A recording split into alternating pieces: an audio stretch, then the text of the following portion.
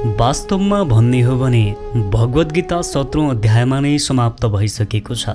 18औं अध्याय पहिले नै वर्णन गरिसकिएका विषयवस्तुको पुरै सार संक्षेप मात्र हो।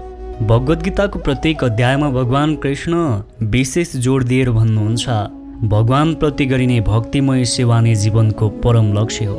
यो 18औं अध्यायमा पनि ज्ञानको परम गोपनीय मार्ग यसै विषयलाई संक्षिप्त रूपमा बताइएको छ। अर्जुनले भने, हे महाबाहु, म सन्यासको तत्त्व जान्न चाहन्छु। म त्यागमय जीवन सन्यास आश्रमको उद्देश्यको बारेमा पनि जान्न चाहन्छु। भगवान श्रीकृष्णले बताउन थाल्नुभयो, कुनै पनि कामको परिणामको आशा राखेर गरिने कर्म त्यागिदिनुपर्छ।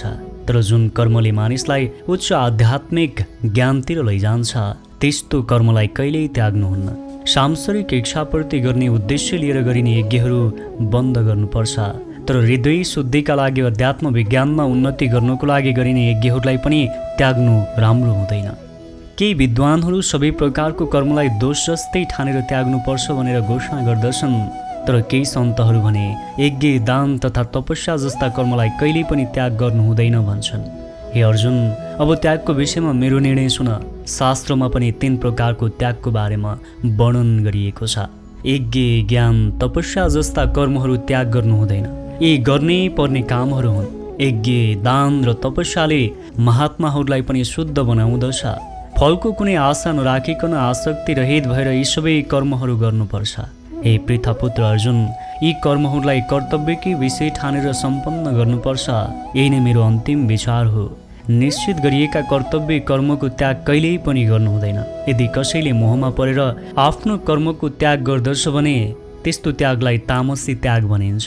जसले शारीरिक कष्टको डरले आफ्नो निश्चित कर्मलाई दुःखमय ठानेर त्याग गर्दछ त्यस्तो त्यागलाई रजगुणी त्याग भनिन्छ।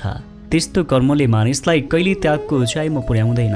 हे अर्जुन, जसले गर्नुपर्ने कर्तव्य ठानेर आफ्ना निश्चित कर्महरू गर्दछ र सबै प्रकारको फलको अनासक्ति तथा सांसारिक सङ्गतिलाई त्यागिदिन्छ त्यस्तो त्यागलाई सात्विक त्याग भनिन्छ। सत्वगुणमा अवस्थित बुद्धिमान त्यागी व्यक्तिले न अशुभ कर्मलाई घृणा गर्दछ न शुभ कर्मप्रति आसक्त हुन्छ। त्यस्तो व्यक्ति कर्मको विषयमा सम्पूर्ण शङ्का रहित हुन्छ। मानिसले कहिल्यै पनि कर्मको त्याग गर्न सक्दैन, तर जसले मेरो लागि काम गर्दछ र कर्मको फल आफूले नभोगेर सबै कुरा मलाई नै समर्पित गर्दछ त्यो नै वास्तविक त्यागी हो। त्याग नगर्नेहरूले मृत्युपछि इच्छित अनिच्छित र मिश्रित गरी 3 प्रकारका कर्मफल भोग्नुपर्छ। तर सन्यासी वा त्यागीले भने सुख र दुःखका यस्ता प्रतिफलहरू कहिल्यै भोग्नु पर्दैन। हे महाबाहु अर्जुन, वेदान्त अनुसार सम्पूर्ण कर्महरू सम्पन्न हुनका लागि 5वटा कारणहरू छन्। अब मबाट तिनीहरूको बारेमा सुन। कर्मस्थान, शरीरकर्ता, विभिन्न इन्द्रियहरू, धेरै प्रकारका चेष्टाहरू र अन्त्यमा परमात्मा, यिनीहरू नै कर्मका 5वटा कारक तत्त्व हुन्। शास्त्रले भनेको निर्देशन अनुसार गरिने कार्यलाई उचित कर्म भनिन्छ भने शास्त्रका निर्देशक सिद्धान्तभन्दा विपरीत किसिमले गरिएका कामलाई अनुचित वा विपरीत कर्म भनिन्छ। यीमध्ये जुनसुकै काम गर्दा पनि तिनको पूर्णताका लागि उपयुक्त 5 कारक तत्त्वको आवश्यकता पर्दछ। मूर्ख मानिस आफ्नै हृदयभित्र मित्र जस्तो बनेर विराजमान भई सम्पूर्ण कर्महरू सञ्चालन गरिरहनुभएका परमात्मालाई बुझ्दैन। स्थान, कर्ता, चेष्टा र इन्द्रियहरू यी भौतिक कारण मात्र हुन्। यी सबैका मुख्य वा अन्तिम कारण स्वयं भगवान हुनुहुन्छ। त्यसैले मानिसले 4वटा भौतिक कारणहरूलाई मात्र देखेर हुँदैन, यिनका साथै यीभन्दा माथिका परम सक्षम कारणलाई पनि देख्नुपर्छ। जसले परमात्मालाई देख्दैन उसले आफैलाई कर्ता ठान्दछ। जो असत्य अहङ्कारबाट प्रेरित हुँदैन, जसको बुद्धि आसक्त छैन, त्यसले यो संसारलाई मानेर पनि नमानेको जस्तो हुन्छ र ऊ आफ्नो कर्मद्वारा पनि बाँधिँदैन। दैनिक कामका लागि 3 प्रकारका प्रेरणा, ज्ञान, ज्ञ र ज्ञाताको आवश्यकता हुन्छ। कर्मको उपकरण वा करण, स्वयं कर्म र कर्तालाई कर्मको अङ्ग भनिन्छ। कुनै पनि व्यक्तिले गरेको कुनै पनि कर्ममा यी 3 तत्त्वहरू रहने गर्दछन्। सर्वप्रथम मानिसमा सोच्ने, अनुभव गर्ने र इच्छा गर्ने जस्ता मनोवैज्ञानिक प्रक्रियाहरू देखा पर्दछन् जसलाई प्रेरणा भनिन्छ। यदि त्यो शास्त्रहरूबाट वा गुरुका उपदेशबाट प्राप्त भएको छ भने यस्तो प्रेरणा एकै किसिमको हुन्छ। यदि प्रेरणा पनि हुन्छ र कर्ता पनि छ भने सम्पूर्ण इन्द्रियहरूको केन्द्र मानिने मनका सहायताले वास्तविक कर्महरू सम्पन्न हुने गर्दछन्। कुनै कर्मको सम्पूर्ण अङ्गहरूको समष्टि रूपलाई कर्म सङ्ग्रह भनिन्छ। प्रकृतिका भिन्दाभिन्दै 3 गुण अनुरूप नै ज्ञान, कर्म र कर्ताका 3 भेद भएका छन्। अब तिमी मबाट तिनका विषयमा सुन। जुन ज्ञानद्वारा असङ्ख्य रूपमा विभाजित सम्पूर्ण जीवात्मामा एउटै अविभाजित आध्यात्मिक स्वभाव देखिन्छ, त्यस्तो ज्ञानलाई तिमी राजसी ज्ञान भनेर जान। यदि मानिस सत्यको जानकारी बिना एकै प्रकारको अति तुच्छ कार्यलाई नै सबै कुरा मानेर त्यसैमा आसक्त हुन्छ भने त्यस्तो ज्ञान तामसी हो। फलको इच्छा नराखी राग, द्वेष, आसक्ति रहित भएर नियमित रूपले गरिने कर्मलाई सात्विक कर्म भनिन्छ।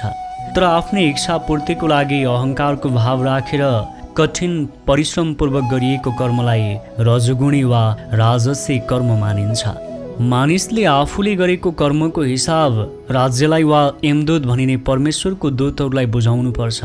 उत्तरदायित्वविहीन यस्ता कर्महरू विशेष गरी आफ्ना निजी अनुभवका आधारमा गरिन्छन्, यसैलाई मोह भनिन्छ।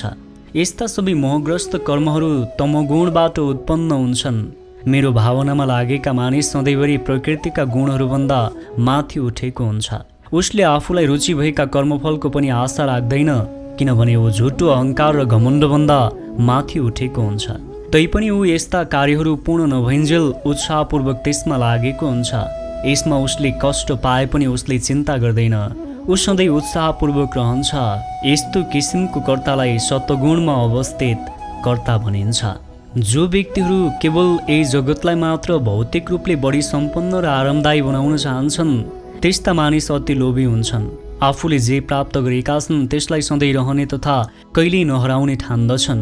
तिनीहरू अरूको ईर्ष्या गर्दछन् र इन्द्रियहरूको सन्तुष्टिका लागि जस्तो सुकै गलत काम पनि गर्न तयार हुन्छन्। त्यसैले यस्ता मानिसहरू अपवित्र हुन्छन् र तिनले आफ्नो आर्जन पवित्र छ वा अपवित्र छ त्यसको पनि वास्ता गर्दैनन्। आफ्नो कार्य सफल हुँदा साह्रै खुसी रहन्छन्, असफल हुँदा अत्यन्त दुखी वा चिन्तित हुन्छन्। यस प्रकारका कर्ता राजसी वा रजोगुणी कर्ता मानिन्छन्।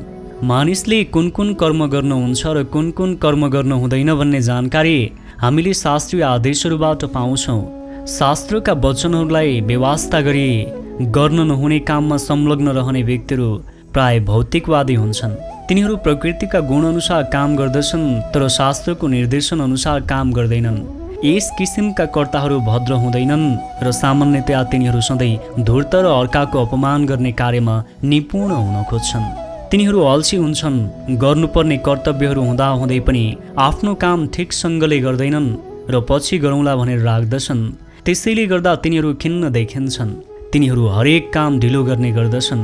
1 घन्टामा गर्न सकिने कामलाई वर्षौंसम्म धकेलिरहन्छन्। यस्ता कर्ताहरू तमोगुणी मानिन्छन्। हे धनञ्जय, भौतिक प्रकृतिका 3 गुण अनुसार हुने विभिन्न प्रकारका ज्ञान र धैर्यको विषयमा अब म तिमीलाई विस्तारपूर्वक भन्दछु, सुन। हे पार्थ, जुन बुद्धिद्वारा मानिसले के गर्नु पर्दछ र के गर्नु हुँदैन, केसँग डराउनु पर्छ केसँग डराउनु हुँदैन, के कुराले बन्धनमा पार्दछ र कुन कुराले मुक्ति दिन्छ भन्ने जान्दछ, त्यसलाई सात्विक बुद्धि भनिन्छ। हे पार्थ, धर्म र अधर्म छुट्याउन नसक्ने तथा गर्नुपर्ने काम र गर्न नहुने काम छुट्याउन नसक्ने बुद्धि राजसी हो। अज्ञानको अन्धकार र भ्रमका अधीनमा परेर धर्मलाई अधर्म र अधर्मलाई धर्म मान्ने तथा सधैँ गलत दिशातिर जान कोसिस गर्ने बुद्धिलाई तामसी बुद्धि भनिन्छ। हे भरतश्रेष्ठ, अब मबाट 3 प्रकारका सुखको बारेमा सुन। बुद्धजीव अभ्यासद्वारा प्रथमतः ती सुखहरूमा रमाउँदछ र कहिलेकाहीँ तिनीद्वारा ऊ सबै प्रकारको दुःखको अन्त्यसम्म पनि पुग्दछ।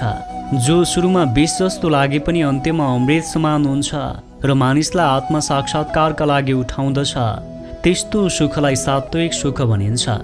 विषयसँग इन्द्रियहरूको सम्पर्क हुँदा इन्द्रियहरूबाट जुन सुख प्राप्त हुन्छ र जुन सुख सुरुमा अमृत जस्तो भए पनि अन्त्यमा विष जस्तो दुःखदायी हुन्छ, त्यो रजोगुणी सुख हो। जुन सुख आत्म साक्षात्कार प्रति अन्धो छ, जो सुरुदेखि अन्त्यसम्म मोहकारक छ र जो निन्द्रा, आलस्य र मोहबाट उत्पन्न हुन्छ, त्यो तामसी सुख हो। यो लोकमा होस् वा स्वर्गमा, देवताहरूको बीचमा होस्, प्रकृतिका 3 गुणबाट पूर्ण रूपले मुक्त जीव कोही पनि छैन। आफ्ना आफ्ना कर्मका गुणहरूको अनुसरण गर्दै आएमा हरेक व्यक्तिले सिद्धि प्राप्त गर्दछ। कृपया ती कर्महरू कसरी गरिन्छन् भन्ने कुरा अब तिमीले मबाट सुन।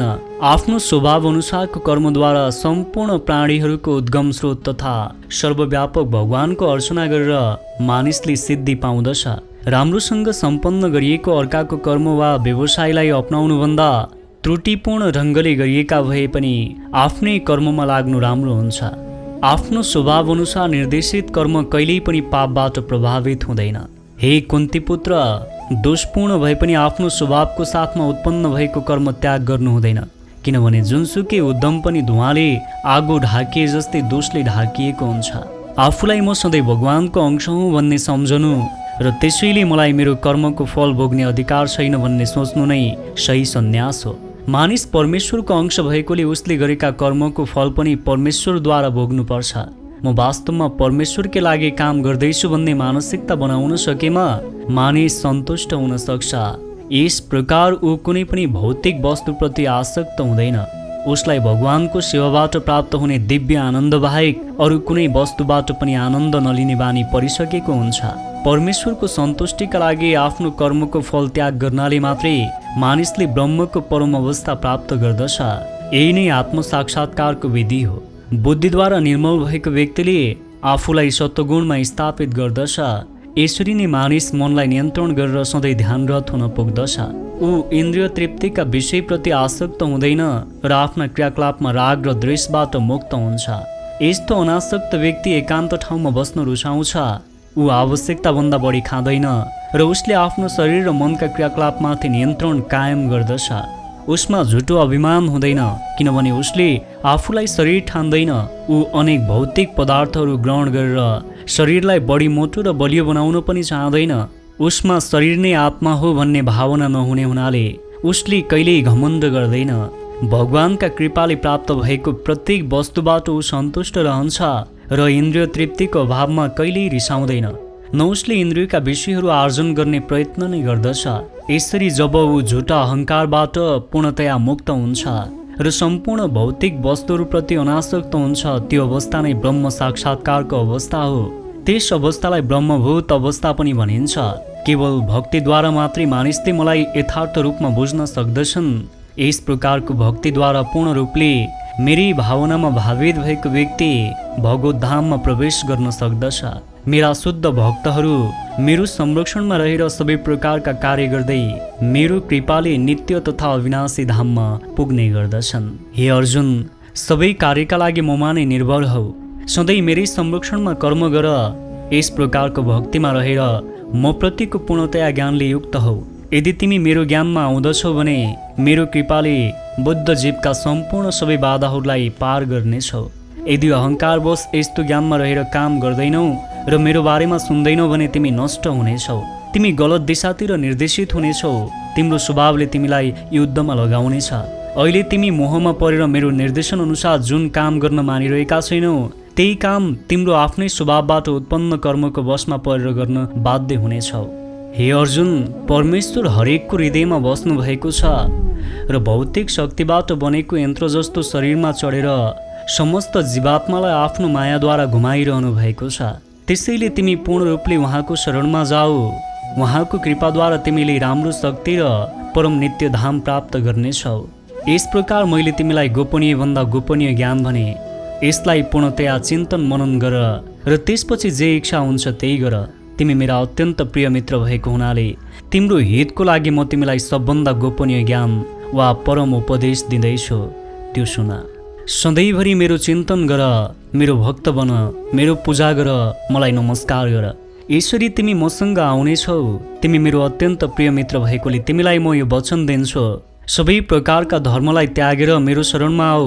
म तिमीलाई सम्पूर्ण पाप कर्महरूबाट उद्धार गर्नेछु। नडराऊ। जसले धार्मिक विधिलाई अभ्यास गरेको छैन, जसले शुद्ध भक्तको सेवा गरेको छैन, जसले मलाई केवल एउटा ऐतिहासिक व्यक्तित्व मात्रै मान्दछ वा जसले मेरो महानताप्रति द्वेष गर्दछ, त्यस्ता मानिसहरूलाई ज्ञानको यो अत्यन्त गोपनीय अंश भन्न हुँदैन। जसले भक्तहरूलाई यो परम रहस्य भन्दछ, त्यसले शुद्ध भक्ति प्राप्त गर्दछ र अन्त्यमा मेरै धाममा फर्किन्छ। साथै म के घोषणा गर्दछु भने, जसले हामी दुई बीचको यो पवित्र वार्तालापको अध्ययन गर्दछ, त्यसले आफ्नो बुद्धिद्वारा वा ज्ञान यज्ञद्वारा मेरो पूजा गर्दछ। जसले ईर्ष्यारहित र भक्तियुक्त भएर सुन्दछ, त्यो व्यक्ति सम्पूर्ण पाप कर्मबाट मुक्त हुन्छ र पुण्यात्माहरू निवास गर्ने पवित्र लोकमा पुग्दछ।